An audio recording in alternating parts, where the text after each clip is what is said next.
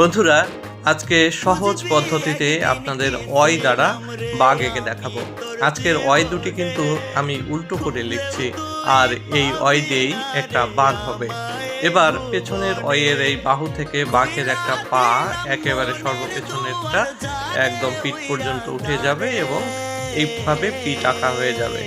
এবার আমরা সুন্দর করে বাঘের লম্বা যে ল্যাজটা থাকে বাঁকানো, সেই ল্যাজটা এঁকে দিলাম।